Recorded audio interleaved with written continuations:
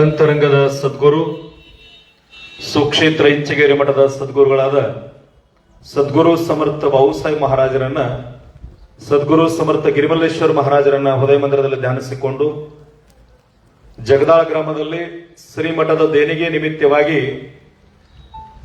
ಆಗಮಿಸಿರತಕ್ಕಂಥ ಈ ವೇದಿಕೆ ಮೇಲೆ ದಿವ್ಯ ಸಾನ್ನಿಧ್ಯ ವಹಿಸಿಕೊಂಡಿರತಕ್ಕಂಥವರು ಸರಳತೆ ಸಾಕಾರ ಮೂರ್ತಿಗಳಿರತಕ್ಕಂಥ ಸದ್ಗುರು ಸಮರ್ಥ ಯಲ್ಲಪ್ಪ ಮಹಾರಾಜರ ದಿವ್ಯ ಚರಣಕ್ಕೆ ನತಮಸ್ತಕನಾಗಿ ಶ್ರೀಮಠದ ಟ್ರಸ್ಟ್ ಕಮಿಟಿ ಅಧ್ಯಕ್ಷರು ಆತ್ಮೀಯರಾಗಿರ್ತಕ್ಕಂಥ ಶಿವಾನಂದ ಮೆಕ್ಕಳಿಕೆ ಸರ್ ಅವರು ಕೂಡ ಶರಣಾರ್ಥಿಗಳನ್ನು ಸಲ್ಲಿಸ್ತಾ, ಗ್ರಾಮದ ಹಿರಿಯರು ಪ್ರಗತಿಪರ ರೈತರಾಗಿರ್ತಕ್ಕಂಥ ಅಸ್ಕಿಯವರು ಕೂಡ ಶರಣಾರ್ಥಿಗಳನ್ನು ಸಲ್ಲಿಸ್ತಾ, ಅದೇ ರೀತಿಯಾಗಿ ನಮ್ಮ ರೈತ ಸಂಘದ ಯುವ ಮುಖಂಡರಾಗಿರ್ತಕ್ಕಂಥ ಹೊನ್ನಪ್ಪ ಬಿರ್ಡಿಯವರು ಕೂಡ ಶರಣಾರ್ಥಿಗಳನ್ನು ಸಲ್ಲಿಸ್ತಾ, ಹಿರಿಯ ರೈತ ಮುಖಂಡರಾಗಿರ್ತಕ್ಕಂಥ ಆತ್ಮೀಯರಾದ ಗುಳನವರು ಕೂಡ ಶರಣಾರ್ಥಿಗಳನ್ನು ಸಲ್ಲಿಸ್ತಾ, ಕೃಷ್ಣ ನಾಯ್ಕ ಅವರಿಗೂ ಅದೇ ರೀತಿಯಾಗಿ ಈ ಅವರಿವರನದೆ ಎಲ್ಲ ನಮ್ಮ ರೈತ ಸಂಘದ ಮುಖಂಡರಿಗೂ ಈ ಗ್ರಾಮದ ಎಲ್ಲ ಹಿರಿಯರಿಗೂ ಯುವಕರಿಗೂ ತಾಯಂದರಿಗೂ ತಮ್ಮೆಲ್ಲರ ಪಾದಗಳಿಗೂ ಶರಣಾರ್ಥಿಗಳು.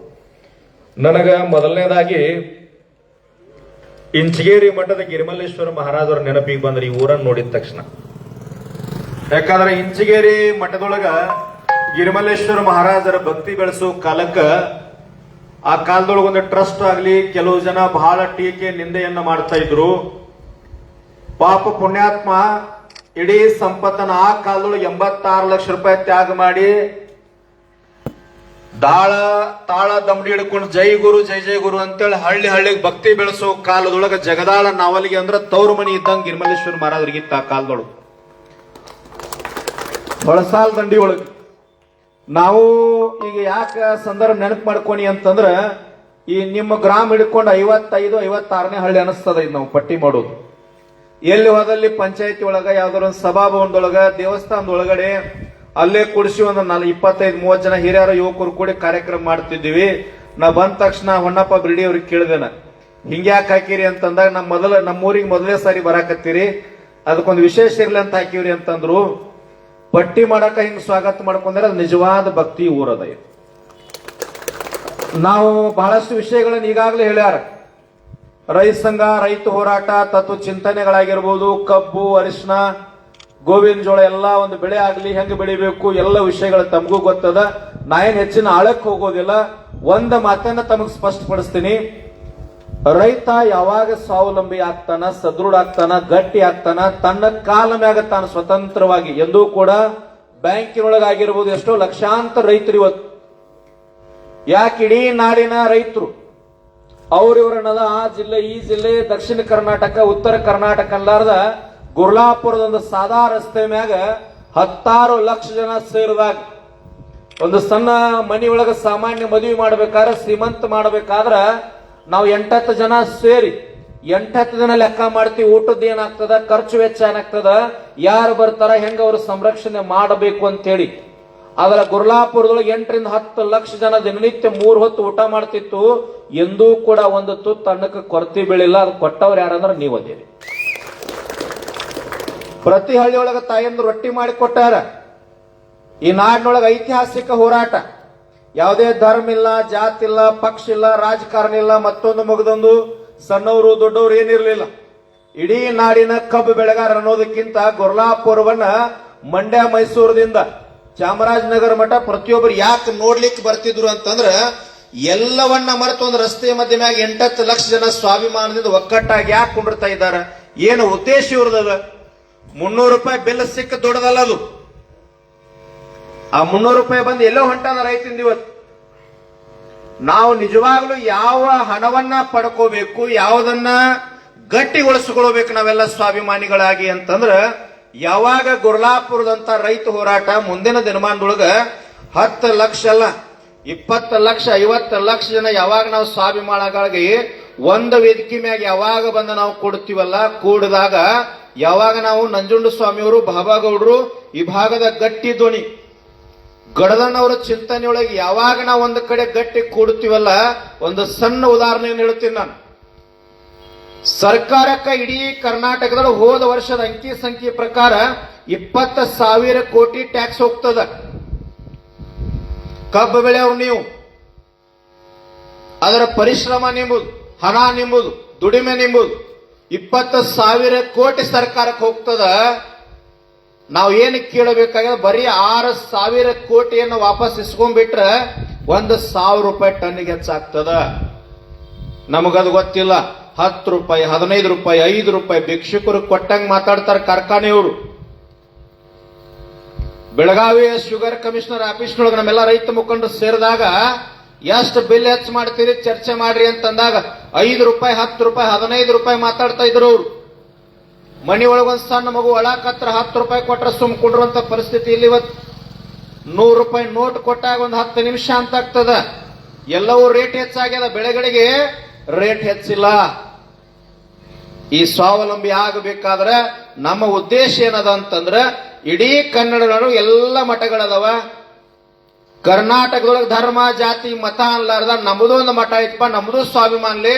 ನಮಗೇನಾದ್ರೂ ತ್ರಾಸ ಆದ್ರ ತೊಂದರೆ ಆದ್ರೆ 2 ದಿನ ಉಳ್ಕೊಳ್ಳಿಕ್ಕಾಗ್ಲಿ ಒಂದು ಮಠ ಬೇಕು ಈ ನಾಡಿ ನೋಡಿ. ಅಲ್ಲಿ ಧರ್ಮ ಇರಬಾರದು, ಜಾತಿ ಇರಬಾರದು, ಪಕ್ಷ ಇರಬಾರದು, ಮತ ಪಂಥ ಇರಬಾರದು, ದೊಡ್ಡವ ಸಣ್ಣವಂತ ಇರಬಾರದು. ನಂದು ಆ ಜಿಲ್ಲೆ, ಈ ತಾಲೂಕು, ನನ್ನ ದಕ್ಷಿಣ ಕರ್ನಾಟಕ, ನಂದು ಉತ್ತರ ಕರ್ನಾಟಕ, ನಾ ಅದು ಇದು ಯಾವುದು ಇರಬಾರ್ದು ಅಂತ ಒಂದು ನಿಸ್ವಾರ್ಥ ಭಾವನೆಯಿಂದ ನಾವು ಕೂಡ ಮಠವನ್ನ ಕಟ್ಟಬಾರ್ದು, ಗದ್ದಲಕ್ಕೆ ಹೋಗಬಾರ್ದು. ಒಣ ಉಸಾವರಿ ಬೇಡಪ್ಪ ಅಂತೇಳಿ ನಮ್ಮ ಶಿವಾನಂದ ಮೆಕ್ಕಳಿಗೆ ಸರ್ ಹೇಳಿದ್ರಲ್ಲ, ನಾವು ಪಟ್ಟಿ ಮಾಡ್ತೀವಿ ಅಂತಂದ ಒಂದ್ 5-6 ಹಳ್ಳಿ ಪಟ್ಟಿ ಮಾಡೋ ಒಂದು 4-5 ಜನ ರಾಜಕಾರಣಿಗಳ ನಮ್ಮ ಹತ್ರ ಬಂದ್ರು. ಯಾಕಂದ್ರೆ ಅವ್ರಿಗೆ ಸ್ವಲ್ಪ ಭಯ ಚಲೋ ಆಗ್ಯದ. ಅಲ್ಲೇ ಅವ್ರು ಬಂದಂದ್ರು, ನಾವು ಕೊಡ್ತೀವ್ರಿ, ನೀವು ಸ್ವಲ್ಪ ಜಾಗ ತಗೋರಿ, ನಾವು ಕೊಡ್ತೀವಿ, ಕಟ್ಟಡ ಕಟ್ಕೊಳ್ರಿ ಹೇಳಿದ್ವಿ. ಒಬ್ಬರ ಹೆಸರಲ್ಲಿ ಎಂದು ನಾವು ಕಟ್ಟಡ ಕಟ್ಟಂಗಿಲ್ಲ ಅಂತ ಹೇಳಿ. ಯಾಕಂತಂದ್ರ ಯಾವಾಗ ಒಬ್ಬ ರಾಜಕಾರಣಿ ಹತ್ರ 10 ರೂಪಾಯಿ ನಾವು ಮುಟ್ಟಿದೀವಿ ಅಂದ್ರೆ, ಯಾವ್ದೋ ಒಬ್ಬ ವ್ಯಕ್ತಿ ಹತ್ರ ಜಾಸ್ತಿ ಹಣ ನಾವು ಮುಟ್ಟಿದೀವಿ ಅಂದ್ರೆ ಈ ಧ್ವನಿ ಬಂದಾಗ್ತದ ನಾಡಿನೊಳಗೆ. ನಾವು ಜಗದಾಳ ಗ್ರಾಮದೊಳಗೆ ಬೀದಿ ಒಳಗೆ ಬಂದ ನಿಂತೆ ನಿಮ್ ಮ್ಯಾಗ ಯಾಕೆ ಸ್ವತಃ ಮಾಡಿ ನಾವು ಕೇಳ್ತಾ ಇದ್ದೀವಿ ಅಂತಂದ್ರೆ, ನೀವ್ ಎಷ್ಟು ಹಣ ಕೊಡ್ತೀರಿ ಅದ್ರ ಮ್ಯಾಗ ನಮ್ಮ ಧ್ವನಿ ನಾಡಿನೊಳಗೆ ಗಟ್ಟಿಯಾಗಿರ್ತದೆ ಎಂದು ಅಳಗಕ್ ಸಾಧ್ಯ ಇಲ್ಲ. ನೀವು ಕೊಟ್ಟವ್ರ ಧ್ವನಿ ಇನ್ನೂ ಗಟ್ಟಿ ಆಗ್ತದ. ನಮ್ಮ ಗುರುಗಳು, ನಮ್ಮ ಮಠ ನಾವು ಕೊಟ್ಟಿವಿ, ನೀವು ಕೇಳಬೇಕು, ನೀವು ಕುಂಡ್ರಿ, ನೀವು ಮಾಡ್ರಿ, ನಾವು ನಿಮ್ ಜೊತೆ ಇರ್ತೀವಿ ಅಂತ ನಿಮ್ಗೆ ಗಟ್ಟಿ ಧ್ವನಿ ಆದಾಗ ಆ ಮಠಕ್ಕೊಂದು ಬೆಲೆ ಬರ್ಲಿಕ್ಕೆ ಸಾಧ್ಯ. ಅನ್ಯಾಯದ ಹಣ 1 ರೂಪಾಯಿ ಮುಟ್ಟಬಾರದು, ಅಧರ್ಮದ ಹಣ 1 ರೂಪಾಯಿ ಮುಟ್ಟಬಾರದು. ಯಾವಾಗಲಿ ನಾವು ಗುರುಳಾಪುರದಾಗ ಹೋರಾಟ ಕುಂತಾಗ ಬಹಳ ಜನ ನಿಮ್ಮೆಲ್ಲ ಮುಖಂಡರು ಗೊತ್ತದ. ಬೆಂಗಳೂರು ಬರಿ, ಬೆಳಗಾವ್ ಬರಿ, ಸಿಎಂ ಕರ್ದಾನು, ಮಿನಿಸ್ಟರ್ ಕರ್ದಾನು, ಡಿಸಿ ಕರ್ದಾನು ಎಲ್ಲ ಹೇಳೋರಲ್ಲಿ. ನಾವೇನಂದೀವಿ, ನಿಮಗ ಅನ್ನ ಹಾಕಿರ್ತಕ್ಕಂತ ರೈತ 1000-2000 ಟನ್ 5,000 ಟನ್ ಕಬ್ಬು ಬೆಳಿತಕ್ಕಂತ ರೈತ ರಾಡಿ ಒಳಗ ಬೀದಿ ಒಳಗ ಬಿಸಿಲಾಗ ಬಂದು ಕುಂತಾನ, ನಾವ್ಯಾಕೆ ಅಲ್ಲಿ ಬರೋದಪ್ಪ? ಇದೊಂದು ಹೊಸ ಇತಿಹಾಸ ಆಗ್ಬೇಕು ಈ ನಾಡಿನೊಳಗೆ. ರೈತ ಆಫೀಸ್ನೊಳಗೆ ಹೋದ್ರೆ ಮಾತಾಡಿರಲ್ಲ, ಇದು ಪ್ರಗತಿಪರ ರೈತರು ಸರ್ ಬರಿ ಅಂತ ಹೇಳಿ ಈ ವರ್ಷ ಪ್ರಾರಂಭ ಆಗ್ಯ ಸರ್.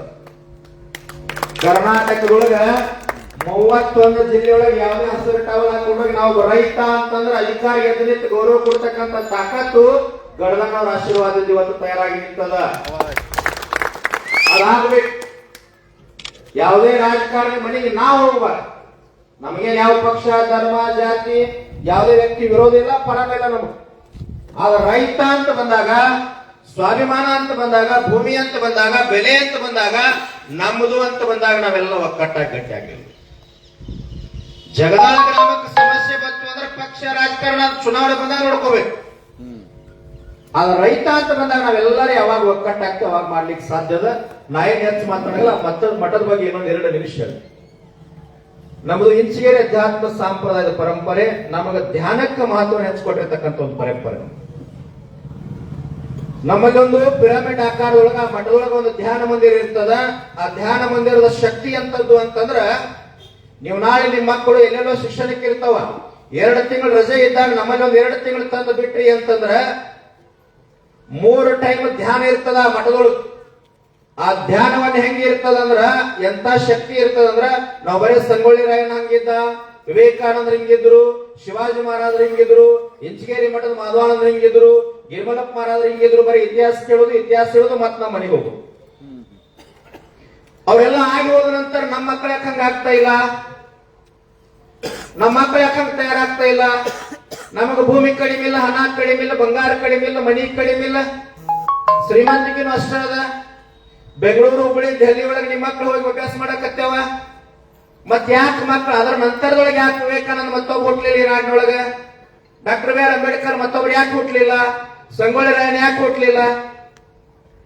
ಮತ್ತ ಶಾಲೆ ಒಳಗೆ ಮಕ್ಕಳು ಓದೋದು ಸಂಗೊಳ್ಳಿ ರಾಯನ್ ಹಿಂಗಿದ್ದ, ಹಿಂಗ್ ಮಾಡಿದ, ವಿವೇಕಾನಂದ ಹಿಂಗಿದ್ರು, ಡಾಕ್ಟರ್ ಬಿ ಆರ್ ಅಂಬೇಡ್ಕರ್ ಹಿಂಗಿದ್ರು ಎಲ್ಲ ಹೇಳಕತ್ತೀವಿ ನಾವ. ಆದ್ರ ನಮ್ಮ ಮಠದ ಕೆಲಸ ಏನು ಅಂತಂದ್ರ ಅಹಂಕಾರದಿಂದ ಹೇಳ್ತಾ ಇಲ್ಲ. ನಮ್ಮ ಮಠದ ಕೆಲಸ ಏನಾದ್ರು ನಿಮ್ಮ ಮಕ್ಕಳನ್ನ ಮಠದಾಗ ಬಿಟ್ಟಿ ಅಂದ್ರೆ 2-3 ತಿಂಗಳೊಳಗೆ ನಿಜವಾದ ಸಂಸ್ಕಾರಯುಕ್ತ ಮಕ್ಕಳನ್ನಾಗಿ ತಯಾರು ಮಾಡಿ ಹೊರಗೆ ಬಿಡ್ತೀವಿ. 1 ರೂಪಾಯಿ ಯಾರ ಕಡೆ ತಗೊಳಕಿಲ್ಲ. ನಮ್ಮದು ಥಿಯರಿ ಮಠ ಅಲ್ಲ, ಪ್ರಾಕ್ಟಿಕಲ್ ಮಠ ಅದ. ಮಾಡಿ ತೋರಿಸ್ತೀವಿ, ಆ ಸಾಧನೆ ಅದ. ನಾವೇನು ಮಾಡಿವಿ ಅದನ್ನ ನಿಮಗೆ ಹೇಳಕತ್ತೀವಿ. ಬಹಳಷ್ಟು ಮಠ ಹೇಳುತ್ತದ. ಜಾತಿ ಮತ ಪಂಥದ ಮಠದ ಸಿಸ್ಟಮ್ ಹಾಕೊಂಡು ನಾವು ಮಾಡ್ತಾ ಇಲ್ಲ. ವೃದ್ಧಾಶ್ರಮವನ್ನು ಮಾಡ್ತಾ ಇದೀವಿ. ಯಾಕೆ ಮಾಡ್ತಾ ಇದ್ದೀವಿ ಅಂತಂದ್ರೆ, ಮೊನ್ನೆ ಬೆಳಗಾವಿ ಜಿಲ್ಲೆಯೊಳಗೆ ಕಟ್ಟಿ ಅಂತ ಹೇಳುವ ಕಂಡಕ್ಟರ್ ಅವ ಇವತ್ತು ಕಲಿಯುಗ ಹೆಂಗದ ನೋಡ್ರಿ. 80 ವರ್ಷದ ಒಬ್ಬ ತಾಯಿಯನ್ನ ಟ್ಯಾಬ್ಲೆಟ್ ಎಲ್ಲ ಗುಳಿಗೆಯನ್ನ ಔಷಧನ ಕೊಟ್ಟು 12 ಗಂಟೆ ಸರಿ ಸುಮಾರು ಬೆಳಗಾವಿಯಿಂದ 10 ಕಿಲೋಮೀಟರ್ ಆಗ್ತದೆ ಕಾಕ್ತಿ ಗುಡ್ಡ ಅಂತ ಹೇಳಿ, ಗುಡ್ಡದ ಮ್ಯಾಗಿನ ತಾಯಿಯನ್ನ ಕೆಳಗೆ ನುಗ್ಗಿಸಿ ಮನೆಗೆ ಹೋಗಿ ಬಿಟ್ಟಾನ. ಇದು ಒಂದು ಕಲಿಯುಗದೊಳಗೆ ಏನ್ ನಡೆದ ನೋಡ್ರಿ. ಕಲಿಯುಗ ಅಂತ ಸುಮ್ಮನೆ ಕರೆದೋಗಿಲ್ಲ ಮಹಾತ್ಮರೆಲ್ಲ. ಇಲ್ಲಿ ಬೆಳಗಾವಿ ಜಿಲ್ಲೆ ಹುಕ್ಕೇರಿ ಒಳಗ ಒಬ್ಬ ಮಿಲಿಟರಿ ಒಬ್ಬ ದವಾಖಾನಿಗೆ ಅಡ್ಮಿಟ್ ಆಗ್ಯಾನ. ಆತನ ಹೆಂಡತಿ ಮಿಲಿಟರಿ ಒಳಗ ಇರ್ತಕ್ಕಂಥವ್ನ ಹೆಂಡತಿ ಹೇಳ್ತಾಳ, 2 ಕೋಟಿ ರೂಪಾಯಿ ಇನ್ಸೂರೆನ್ಸ್ ಬರ್ತದ ಅಂತ ಹೇಳಿ ಸಲೈನ್ ಒಳಗೆ ಇಂಜೆಕ್ಷನ್ ಮಾಡಿ ಗಂಡನನ್ನ ಕೊಂದಿರ್ತಕ್ಕಂಥ ಇತಿಹಾಸ ಬಹಳ ದೂರ ಇಲ್ಲ, 20 ದಿನದ ಹಿಂದೆ ನಡೆದ. ಏನು ದುಡ್ಡು ತಗೊಂಡು ಏನಿಲ್ಲಿ ಹೋಗೋದದ? ಏನ್ ಆಸ್ತಿ ಎಲ್ಲಿ ಹೋಗೋದದ? ಗಂಡ ಮ್ಯಾಗ ಹೋದ, ಹೆಂಡತಿ ಜೈಲಿಗೆ ಹೋದಳು. ಅನುಭವಿಸೋರು ಯಾರದ? ಮೊನ್ನೆ ದಾವಣಗೆರೆ ಜಿಲ್ಲೆ ಒಳಗೆ ನಡೆದ ಘಟನೆ ಬರೀ 3 ತಿಂಗಳ ಹಿಂದಿದು. ತಂದೆ ಸತ್ತಾನ, ತಾಯಿಗೆ ವಯಸ್ಸಾಗ್ಯದ, ಕೈ ನಡಕ್ತದೆ, ಕಣ್ಣು ಸರಿಯಾಗಿ ಮಂಜು ಕಾಣ್ಲಿಕ್ಕತ್ತದ.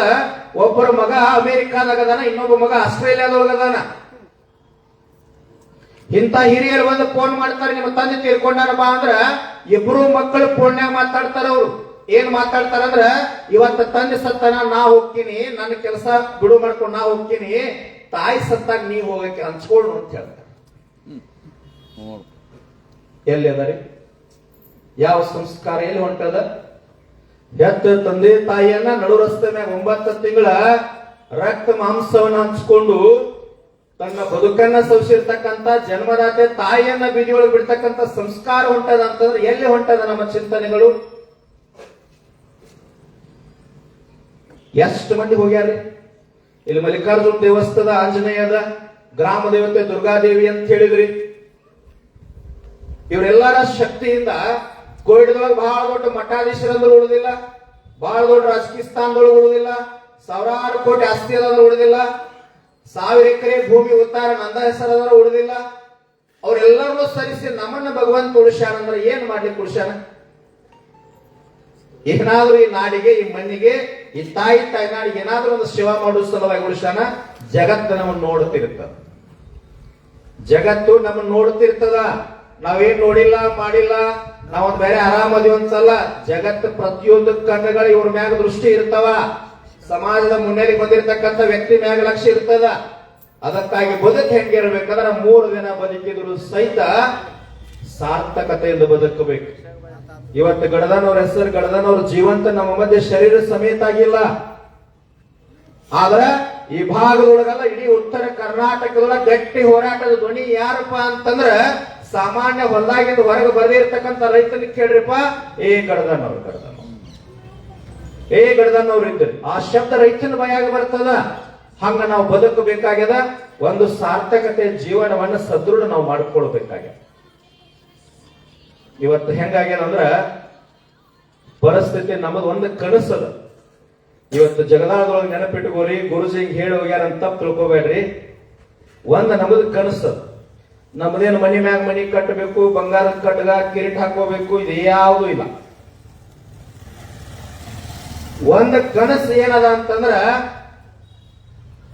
ಇಡೀ 31 ಜಿಲ್ಲೆಗಳೊಳಗ ರೈತ ಏನದಾನ, ರೈತ ಕುಲ ಏನೈತಿ, ಜಗತ್ತಿಗೆ ಅನ್ನ ಹಾಕಿರ್ತಕ್ಕಂಥ ಶ್ರೇಷ್ಠ ಕುಲ ನಮ್ದು ರೈತ ಕುಲ ಅದ. ಮನಿಯೊಳಗ ಮಗಳದು ಮಗಂದು ಮದುವೆ ಫಿಕ್ಸ್ ಆಯ್ತಂದ್ರ, ನಿರ್ಧಾರ ಆಯ್ತಂದ್ರ ಬ್ಯಾಂಕಿನೊಳಗೆ ಸಾಲ ತರಿಸುದು, ಎಲ್ಲರೂ ಹೊಲ ಉತ್ತಾರ ನೋಂದ ಕರಾರ ಮಾಡಿ ಸಾಲ ತಂದು ಮದುವೆ ಮಾಡ್ತಕ್ಕಂಥ ಕಾಲ ಮಾಯ ಆಗ್ಬೇಕು.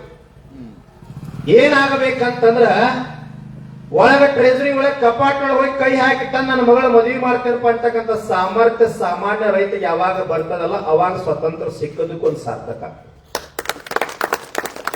ಇಲ್ಲಾಂದ್ರೆ 1 ಎಕರೆ 2 ಎಕರೆ ಭೂಮಿ ಇರ್ತದ, ನೋಂದು ಕರಾರು ಮಾಡಿ ಕೊಡುದು, ಆ 2 ಎಕರೆ ಭೂಮಿ ಬೆಳೆ ಬರೋದ್ರೊಳಗೆ ಬಡ್ಡಿಗೆ ಸಾಕಾಗುತ್ತೆ. ಎಷ್ಟೋ ರೈತರು ಆತ್ಮಹತ್ಯೆ ಮಾಡ್ಕೊಳ್ಲಿಕ್ಕಂತಾರ. ಅದಕ್ಕಾಗಿ ನಾವು ಬೇಡ್ತಕ್ಕಂಥದ್ದೇನು, ಯಾವಾಗ ಕಬ್ಬಿ ಒಂದ್ 5-5.5 ಸಾವಿರ ರೂಪಾಯಿ ಬೆಲೆ ಆಗ್ತದ, ಜೋಳಕ್ಕೊಂದು 10-15 ಸಾವಿರ ಆಗ್ತದ, ಗೋವಿನ ಜೋಳ ತಾವೆಲ್ಲ ಗೊಂಜಾಳ ಬೆಳೆ ಬಿತ್ತನೆ ಮಾಡ್ತೀರಿ. ಬಿತ್ತನೆ ಮಾಡುವಾಗ 1 ಕಿಲೋ ಬೀಜ ತರುವಾಗ ಎಷ್ಟು ಇರ್ತದ್ರಿ? 4,000 ರೂಪಾಯಿ ಕ್ವಿಂಟಲ್ ಇರ್ತದ. ಯಾವಾಗ ಗೋವಿನ ಜೋಳ ಬೆಳೆದ ರಾಶಿಯಾಗಿ ನಿಮ್ ಕೈಯಾಗ ಚೀಲ ಮನೆಗೆ ಬರೋದ್ರಾಗ 1,200-1,600 ಬಂದಿರ್ತದ. ಒಮ್ಮಿಂದೊಮ್ಮೆ ಯೂರಿಯಾ ಗೊಬ್ಬರ 700-800 ರೂಪಾಯಿ ರೇಟ್ ಹೆಚ್ಚು ಮಾಡ್ತಾರ. 300 ರೂಪಾಯಿ ತಗೋಬೇಕಾದ್ರೆ 9 ದಿನ ರಾಡಿ ಒಳಗ ಮಳಿ ಒಳಗ ಬಿಸಿಲು ಅಲ್ಲಾರ ಕುಂತಾಗ 300 ರೂಪಾಯಿ ಸಿಗ್ತದೆ.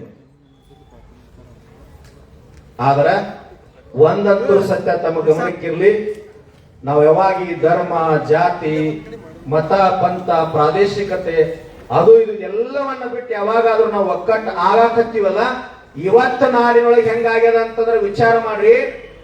ನಾವಿಲ್ಲೆಲ್ಲ ರೈತರು ಬೆಳೆಗಾಗಿ ನಾವು ಹೋರಾಡಕತ್ತೀವಿ, ಬೆಳೆಗಾಗಿ ನಾವು ಹೋರಾಟಕತ್ತೀವಿ.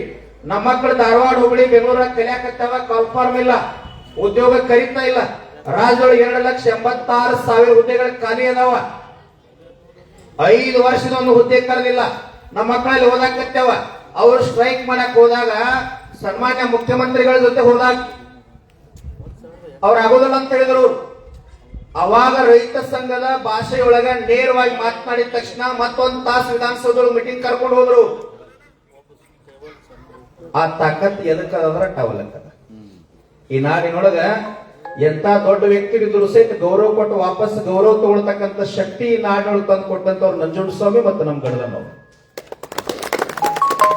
ಅಂತ ಒಂದು ಧೀಮಂತಿಕೆಯ ಶ್ರೇಷ್ಠವಾಗಿರ್ತಕ್ಕಂಥ ಒಂದು ಮಠ ಈ ಭಾಗದೊಳಗೆ ಮಾಡಬೇಕಂತ ಏನೋ ಒಂದು ಸಂಕಲ್ಪ ಮಾಡಿವಿ. ಯಾಕೆ ಹೆಚ್ಚಿಗೆ ಮಾತಾಡಿ ಅಂದ್ರೆ ಜಗದಾಳ ಗ್ರಾಮದೊಳಗ ನನ್ನ ಮೊದಲು ಏನ ಪಟ್ಟಿಗೆ ಹೋದವರು 20 ಜನ ಇಲ್ಲಿ ಒಂದು ಆಫೀಸ್ನೊಳಗ ದೇವಸ್ಥಾನದೊಳಗ ಅಲ್ಲೇ ಕೂಡಿಸಿ ನಮ್ದ ಗಾಡಿಯಾಗಿನ ಮೈಕ್ ತೆಗೆದಳು, ಎಲ್ಲ ನಮ್ ಟೈಮ್ ಇರ್ತದ, ಎಲ್ಲ ಕರೆಯುದು, ನೀವು ಪಟ್ಟಿ ಮಾಡಿಕೊಡ್ರಿಪ್ಪ ಅಂತ ಹೇಳುದು. ಶ್ರೀಶೈಲದ ಜಗದ್ಗುರುಗಳು ಮುಗುಳುಕೋಡದ ಡಾಕ್ಟರ್ ಮುರುಘರಾಜೇಂದ್ರ ಮಹಾಸ್ವಾಮೀಜಿಯವರು, ಈ ಭಾಗದ ಸದ್ಗುರು ಸಮರ್ಥ ಯಲ್ಲಪ್ಪ ಮಹಾರಾಜರಿಗೆ ಒಂದು 8 ಜನ ಮಹಾತ್ಮರು ಕೊಡ್ಕೊಂಡು, ಮತ್ತ ಹಳಿಂಗ್ಳಿಯ ಕುಲರತ್ನ ಮುನಿ ಭೂಷಣ್ ಮಹಾರಾಜರ ಅಂತ ಹೇಳಿ ಅವರೆಲ್ಲಾ ಕೂಡಿ ಪಟ್ಟಿ ಮಾಡೋಣ್ರಿ ಅಂತಂದ್ರು. ಪಟ್ಟಿ ಕೇಳಾಕ್ ಹೋದಾಗ ಎಷ್ಟು ಕೇಳೋದ್ರಿ ಅಂತಂದಾಗ ಇವರೆಲ್ಲ ಮಹಾತ್ಮರು ಕೂಡ ಒಂದು ಅಂಕಿ ಕೊಟ್ರ. ನಮ್ಗೆ ನೀವು ಒಂದ ತಾಲೂಕು ಒಂದ ಹಳ್ಳಿಯಾಗ ಮಾಡಂಗಿಲ್ಲ, ಎಲ್ಲಾ ರೈತರು ನಾಡಿನ ರೈತರು ಕೊಡ್ತಾರ, ಬಾರ್ ಆಗಬಾರ್ದು, ಕಡಿಮೆ ರೇಟ್ನಾಗ ಹೇಳ್ರಿ ಅಂತಂದಾಗ ಇವರೆಲ್ಲಾ ಮಹಾತ್ಮರು ಕೂಡಿ ಕೊಟ್ಟಿರ್ತಕ್ಕಂಥ ಅಂಕಿ ಅಂದ್ರೆ ಬರೀ ಒಂದು ಮನೆಗೆ 1,008 ರೂಪಾಯಿ ಮಾತ್ರ. ಬಾರ್ ರೈತ ಬರೀ ಆಗ್ಬಾರ್ದು. ಯಾರ ಪ್ರೇಮ ಇದ್ದಾರೋ ಅವ್ರ ಭಕ್ತಿ ಇದ್ದಾರೋ ಅದಕ್ಕೆ ಏನೋ ಹೆಚ್ಚು ಕಡಿಮೆ ಕೊಡಬಹುದು. ಆದ್ರೆ ಪ್ರತಿಯೊಬ್ಬರಿಂದ 1,008 ರೂಪಾಯಿ ಬಾರ್ ಆಗಿರಬಾರ್ದು. ರೈತನು ಖುಷಿಯಿಂದ ಕೊಟ್ಟಿರ್ಬೇಕು. ಇದು ನಮ್ಮ ಮಠ, ನಂದು ಒಂದಿಷ್ಟು ಈ ಮಠಕ್ಕೆ ಮುಟ್ಟೇದಪ್ಪ ಅಂತಕ್ಕಂಥ ಭಾವಿ ನಾಡಿನೊಳಗೆ ಎಲ್ಲಾ ರೈತರಿಗೆ ಬರಬೇಕು ಅನ್ನೋ ಉದ್ದೇಶದಿಂದ ಎಲ್ಲಾ ಮಹಾತ್ಮರು ಕೊಟ್ಟಿರ್ತಕ್ಕಂಥ ಅಂಕಿ ಅದ. ನಿಮ್ಮ ಗ್ರಾಮಕ್ಕೆ ಬಂದಿವಿ. ಇದೆಲ್ಲ ಗಿರಿಮಲೇಶ್ವರ ಮಹಾರಾಜರು ಅಡ್ಡಾಡಿರ್ತಕ್ಕಂಥ ಪುಣ್ಯಭೂಮಿ ಅದ. ಅದಕ್ಕಾಗಿ ತಾವೆಲ್ಲರೂ ಕೂಡ ಹಿರಿಯರು, ಯುವಕರು, ಎಲ್ಲಾ ಗ್ರಾಮಸ್ಥರು ಕೊಡ್ಕೊಂಡು ತಮ್ಮ ಕಡೆ ಎಷ್ಟು ಸಾಧ್ಯ ಆಗ್ತದೆ ಒಂದು 8 ದಿನದೊಳಗ ತಾವೆಲ್ಲ ಬಿರಡಿಯವರು ಎಲ್ಲ ಹಿರಿಯರು ಕೊಡ್ಕೊಂಡು ಸ್ವಲ್ಪ ಸಾಧ್ಯ ಆದಷ್ಟು ಸೇವೆಯನ್ನು ಮಾಡಬೇಕಂತೇಳಿ ತಮ್ಮಲ್ಲಿ ವಿನಂತಿಯನ್ನು ಮಾಡಿಕೊಂಡು 12 ಮಾತುಗಳನ್ನು ತಮ್ಮೆಲ್ಲರ ಪದ ಕರ್ಕೊಂಡು